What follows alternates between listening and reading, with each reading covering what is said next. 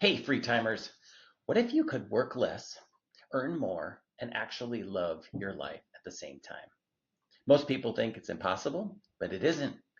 In this episode, I will walk you through the playbook that shows exactly how a lifestyle business makes it great. Let's get on with the show.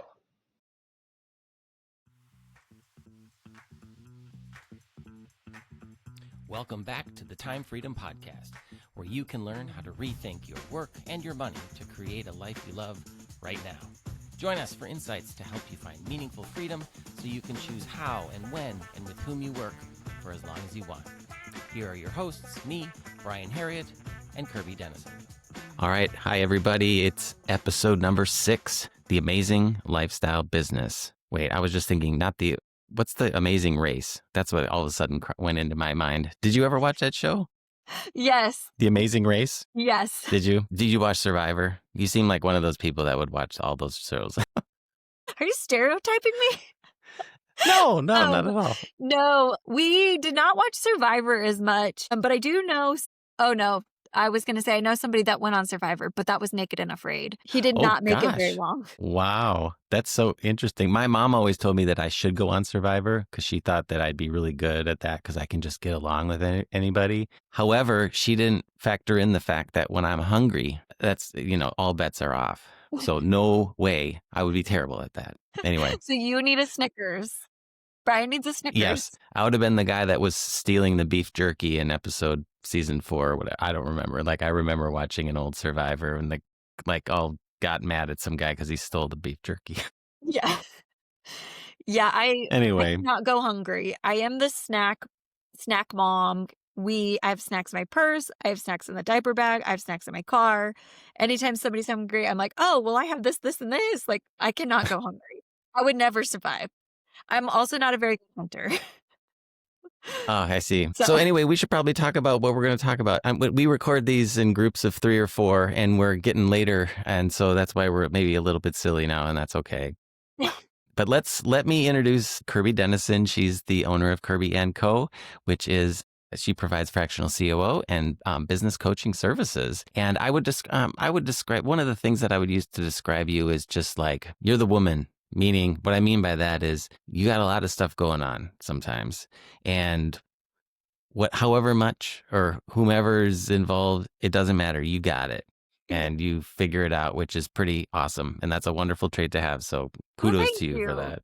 Yeah, thank you. There's definitely times that I feel like I don't have it all together. But then I stop, take a breath. I got it. And then I got this. Yes. And I'm here with Brian. He is our author, speaker, podcaster, and financial advisor, and the brains behind all of our time freedom here. And I'm excited to jump into our lifestyle businesses. I feel like we're both super passionate about, obviously, lifestyle businesses as we've both built businesses. I'm still building mine. You've built a couple and have really been able to change your life around that. So how did you get started, Brian? Yeah, so let me tell you how I learned about the concept of the lifestyle business. I was introduced to it in a kind of a negative way, interestingly enough. So actually last week we talked about look back life design. So come back with me 10 years into the past. Go 2014. That's when I first got into podcasts. I don't know how long ago you got into podcasts, but the first podcast that I ever listened to was Serial. That was like the crime show about Adnan Syed. Yeah. Okay. So that was like back when there were just, a handful of podcasts. Now there's a million of them. Mm-hmm. But the second podcast I listened to after that was called Startup. Totally right in line with what I'm interested in. It was the kind of the live telling of a guy by the name of Alex Blumberg, who had broken off of, I think he worked for NPR and did radio work there. And he was starting his own podcast company, but he was documenting it as he did it. And fascinating. That was season 1. And I'm going to tell you about an old podcast, so I might spoil some things. So I'm sorry in advance. But the second season was about this company called Dating Ring, and they were out here in the Bay Area. I used to ride across the Bay Bridge in the casual carpool, which I think I've talked about before. Oh, yes. on the podcast listening to this season, and it was these 3 women who were trying to battle Silicon Valley and get money to fund their startup. And it was this new kind of dating service. And I'm going to give it away. It didn't work. And so they did not, scale and become the next Facebook / Meta / Google / whatever. They were relegated. They failed into what was described into the podcast. They failed into becoming a lifestyle business. And that was the first time I heard about it, which what that means is that, they could survive, they could be profitable, they could be small, but they weren't in the eyes of Silicon Valley a winner, a unicorn, not even a unicorn, just a big success. And so for years, I just that was like my frame of reference for lifestyle business until I read some books later, since then. Company of One is one book. I forget the name of the author. Big Enough is the name of another book. But some of these books that started touting how awesome lifestyle businesses were until I finally realized I was sitting on my own lifestyle business. And so a lifestyle business, if I kind of go with the definition, I guess, as best I can, is like, it's not really focused on getting huge, right? It instead of looking for size and scale and grandness, it's just looking for greatness. Like, the best that you can be in a much smaller niche. And I think whereas a regular, like, huge entrepreneurial endeavor, VC-backed business is focused on revenue and growing revenue, because if you grow revenue, you can get more money. The lifestyle business is focused on profitability. The regular business is focused on, just going all out, doing whatever it takes to maximize capital, all of the win, all those, intense words. The lifestyle business is literally set up around the lifestyle of the founder. How wonderful is that you could take this business and craft it in such a way that works perfectly in your lifestyle? Basically what it is flexible work. It's flexible work, and it's the third component of the time freedom formula, and it's the secret to quickly creating time freedom for yourself. And so in the book, I have a couple chapters dedicated to this component. It's definitely centered around people that are freelancers or independent consultants, or provide some sort of service. And if that's not you at all, then the next couple episodes here and those chapters of the book won't be interesting. But I think that anyone is, maybe not everyone can be a VC-backed entrepreneur, but I think anybody can have a lifestyle business if you just know how to do it in the right way. So that's what it is in a nutshell. I don't know if that brings up any ideas on your end. Yeah, it does. I remember somebody was asking me very early on in my business about like kind of what my goals were and like where did I want to go. And kind of I was at this point at the beginning of the year that I've grown and I needed to really start thinking about like either like how do I structure my business and like do I bring on team members? Do I not bring on team members? Like where do I want to go? Am I pivoting? What am I doing?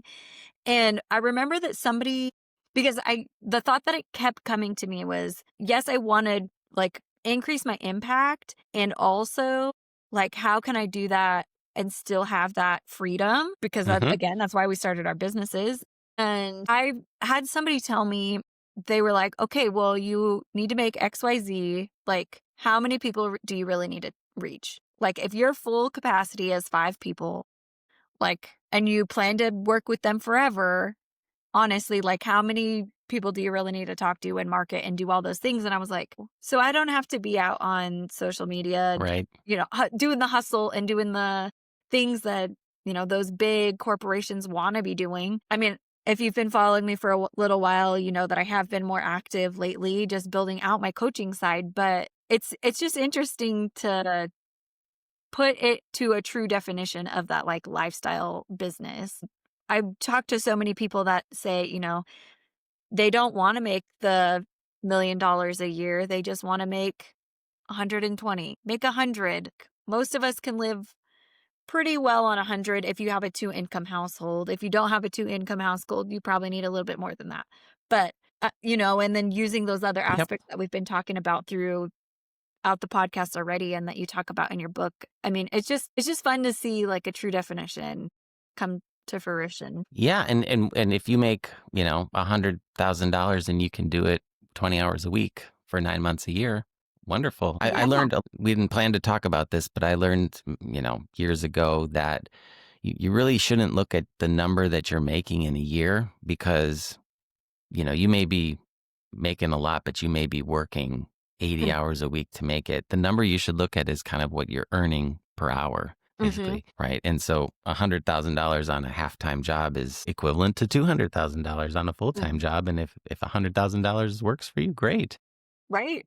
I think one thing that you said resonated with me and made me think of something, which was, we start our businesses for the freedom that they'll give us. That's not always true, but I think you need to go, what am I doing this business for? Is it for freedom, or is it for maximum wealth and generational wealth? I'm going to hand off $100 million business to my kid or whatever. Once you decide that, then you know where, then you have a path that you can choose to follow. So let's assume that, like you and like me and like most of the people probably listening, you want to start your business for the freedom. So, we may be talking to people that are in business right now. So if they think back to when they started, they're thinking about like quiet mornings, spontaneous afternoons, and just like taking off when you want to, right? But then if they look at their life now, sometimes what that can turn into is, missed workouts and rushed dinners, and forgotten birthdays and things like that. And you're like, oh my God, what, I started this business for this other thing, and now it's this thing. I have to kind of remember and kind of pull back into that. So that's what the lifestyle business is all about. So in the book, I talk about why I make a case for why it's the best business, and I lay out business types. So if you think entrepreneurship, a lot of people think of like a neighborhood business, like the neighborhood breakfast place or something like that, or the VC one, which is the one I've talked a lot about, and then lifestyle. I think there are three ways that I look kind of across a business to see if it's helpful, or to see if it's, going to be the best business for you. And those levers are chance at success, the amount of money / is it profitable kind of thing, and then can you remain in control? Because if you're likely to be successful, you're making decent money, and you're totally in control from a time freedom standpoint, that's successful. So if you look at let's say the neighborhood business, how many times do you hear about the business that started and failed? We're in the little town in northern Wisconsin where we are, there's probably 3 businesses of the entire town that have been there since I can remember. All the other businesses are all turned over, right? So your chance is really low. If you look at the amount of money you can make in a business like that, it's usually not that much. If you're running a restaurant, you're not getting wealthy off of it, because all the money you're bringing in, you're paying out to all your servers, and wages are going up. Like, it's not even scoring high on there. The only thing that you have is control. You can decide how you want to do it. Let's look at the venture capital backed business. What's your chance of success? Pretty low. Like, the venture-backed people will tell you, like, they're investing in 100 businesses with the hope that 5 of them take off, right? They're just planning on the other ones to fail. So that's not good. How much control do you have? Not much, because you have to respond to the venture capitalists and all the people that are tugging at you, who also have goals and reasons to be wanting, to be involved in your business. The only thing you can really make a lot of is money if you're successful. So, on these 3 things, both of these types of businesses don't really cut it on 2 of them. But let's look at the lifestyle entrepreneur. So what are your chances of success? I believe they're very high. And this is why. It's because the business that you're starting, the business that you're going to do, is based on a skill and a network of people that you've already developed. So the lifestyle business is not inventing the next Google or the next robotic car or something, right? It's doing what I did, right? Which was, I provide consulting services. People love it. They get a lot of value from it, and I'm going to just do it in my way. It can be successful. Like, you've tested it out kind of as an employee, and then you can be successful at it. That works. That most jobs that you have, you're like, how could I go out on my own and do the same thing? So high chance of success. Money, profitability, especially in a service business, you're not buying inventory. You don't have employees. Like, basically whatever you make goes straight to you. That's why I love a lifestyle business as well. And then control, obviously, just like any other business you can decide how you want to run it and whatnot. So the lifestyle business checks out across all 3 of my criteria. So it is by far the most popular, best, wonderful business that you could ever possibly have. Yes, I second that. Do you know, like you said that they're investing in 100 companies, like the VCSs. And are they like, do you know what the percentage is, I guess, of like how many are actually successful? They hope 5, but is that real? Like, is it 1%? Yeah. So there is a thing called power law, and it's the power distribution, which is, you've got like the bell curve distribution. Power law says is like a downward sloping curve. And it says, 1 to 2 out of 100 VC invested companies will be massively successful. Up to 5, 6, 7 will be successful. Maybe like another 10 will be modestly successful, and the rest will be nothing or fail. Like, it is really stacked that, like, I would say 15 or fewer will have some level of success out of 100. And that's just expected and based on studies that have been done. Yeah. And then the neighborhood business thing, like, you're talking 1 out of 5 businesses failing within the first 3 years. I can't remember if that's the exact stat, but I think, I know I had to look it up for I'm the pretty book. sure it's But close to that. I remember doing the research for the book around that. And I do think like the lifestyle side, I mean, I think the other reason it works is because you're really, it's that control aspect, because you're really betting on yourself and like you have to make it work. And I think that we all do kind of go through that. Like, for most of us, like you said, we started it for the time freedom. And then I think we do kind of still get into that spiral. I think, I don't remember which book. And when I say this, you're probably going to know, but it talks about like we become our own worst bosses, basically. Like, you get into that mentality of you have to work all the time. And then you do have the rush dinners and you have all those things. And then is it buy back your time? I think maybe it is. Yeah. And then you like, you have to set those boundaries and then get back to like, your foundation and the reason why you started your business.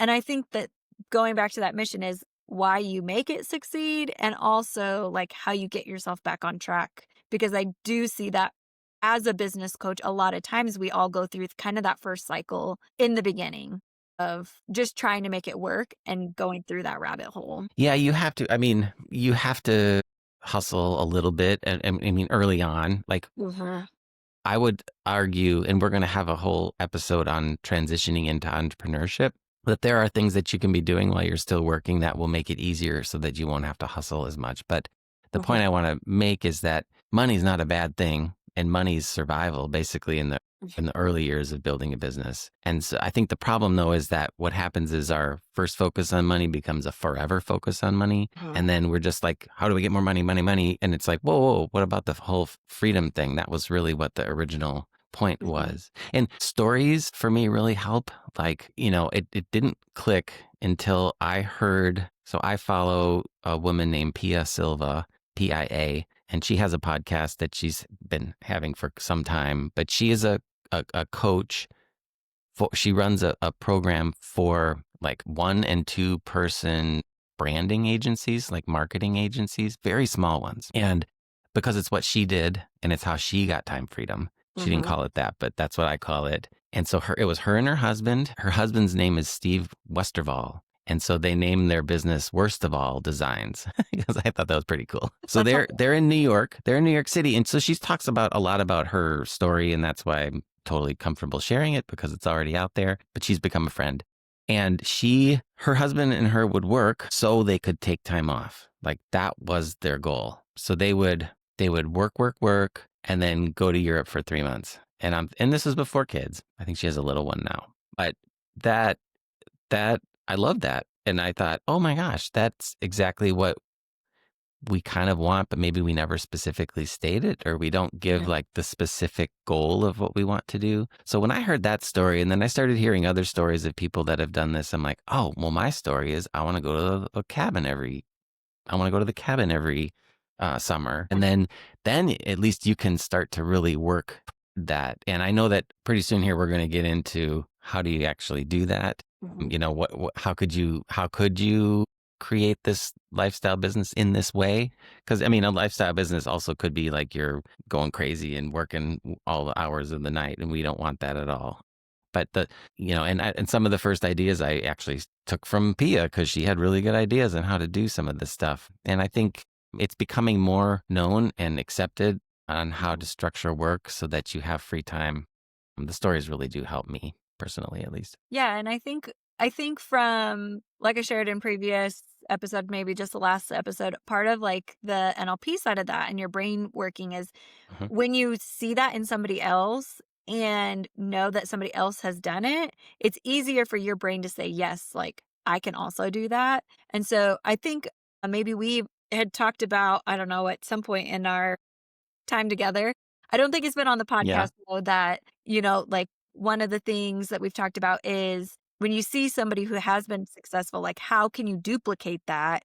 Which kind of leads us into Hmm. like how do you structure your work and the way that you do things? I know Brian, you're a big fan of intensives. Do you want to share a little bit more like how you structure those? Obviously, you do those with the time freedom forecasts and things like that. Do you want to share more about that? Yeah. I do, but I want to just touch on a comment you made, which is important but very hard, which is look at other people that have been successful and learn from them. Mhm. Because the first thing that we do is we look at other people who've been successful and say, oh, I wish I was that successful. Or Yes. I'm a bad person because I'm not that successful. And so, I think we should look to ourselves, our look ahead to see how far we've come. And when we feel comfortable, then we can look outside and to other people and try to incorporate some of their ideas. So, I was just gonna add to that too, is that the one thing that I have learned lately though, or recently, not lately, is that mhm, if you see it in somebody else and that like intrigues you, then that means it does live within you. So I know we're not supposed to compare ourselves to mhm. each other, but yeah, I think that goes along with what you're about to say. Yeah, so I'll just, quickly touch on these. I go into much deeper detail in the book, of course, but there are some things that you can do to help you work less because you're in control of your lifestyle business. So let's use that control to figure out how to structure your work better. So the obvious one is that people are probably most familiar with is to not do everything yourself. I was born Midwestern. I worked in a company that valued getting your hands dirty. And so that was a really hard thing for me to break. I just thought that I should be doing everything. But if you have a tiny team, or at the very least, you should have a virtual assistant, leverage that person so that you can free up yourself for either the other higher value work or no work. That might be possible too. So that's one technique that you can use. The other one is pricing. And this requires you be in business or have some authority that will give you pricing power. However, if you can raise your prices, you can use that to not make more money ultimately, but to work less. Mhm. So like, again, I think we've touched on this. And if you can raise your price instead of, raise your price while working less, you can keep at the same, annual income. That's a nice technique to do as well. And how do we do this in detail? This is all the stuff that you can read about in the book and that I coach people on.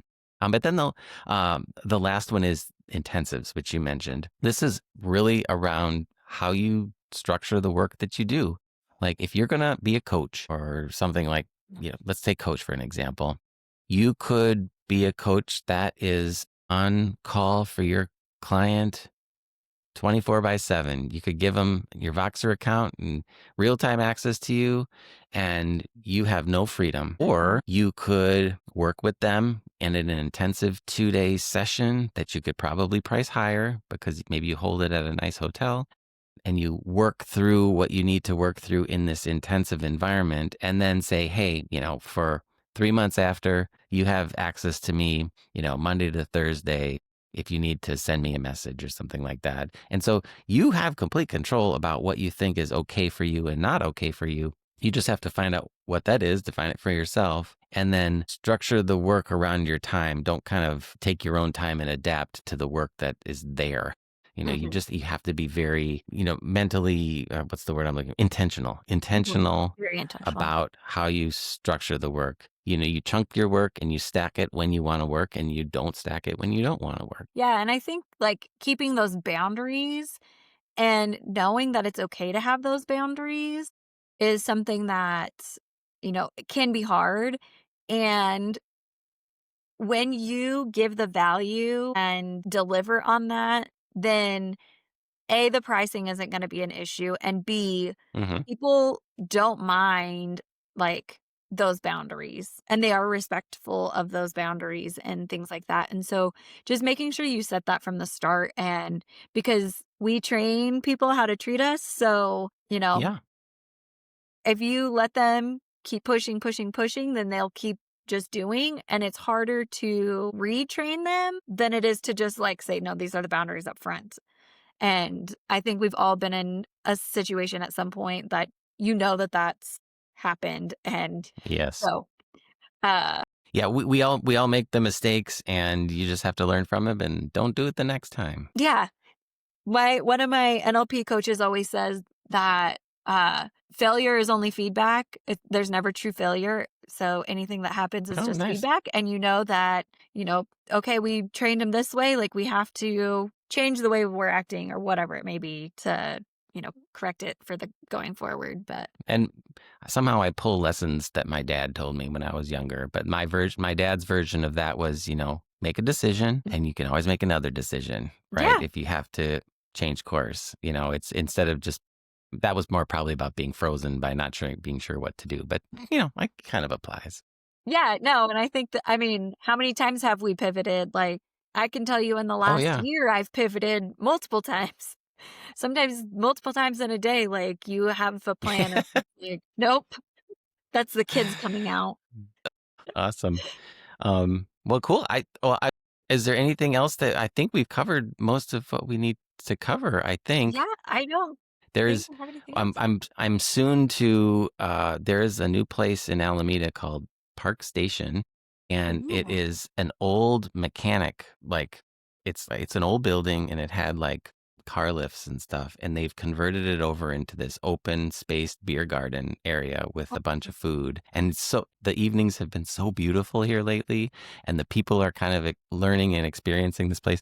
So I'm itching to go to that. I think we're going to do one more episode, but possibly. oh, But yes. that's where I'm headed next. What are you up to? Well, we actually probably homework. It's the second week of school. So we did take a break though, and we went to volleyball last night. So that was our Oh, family's nice. definitely in the sports fiend section, and they don't love volleyball as much as they love basketball or football in this house. But I did get home to a volleyball game. So That's tonight we're awesome. That's relaxing. awesome. Cool. So I think next week we are going to talk about the catalyst. And this is this one thing that is kind of the secret to work less, make more, which people love that concept. So we're going to talk all about the catalyst, what it is, how you find yours, and it ties right into kind of it's like the next level of where you can take your lifestyle business. So I'm excited for that discussion, and we'll see you there. Make sure you give us the reviews and subscribe and all that good stuff. But we can't wait to see you next week. Thanks, Brian.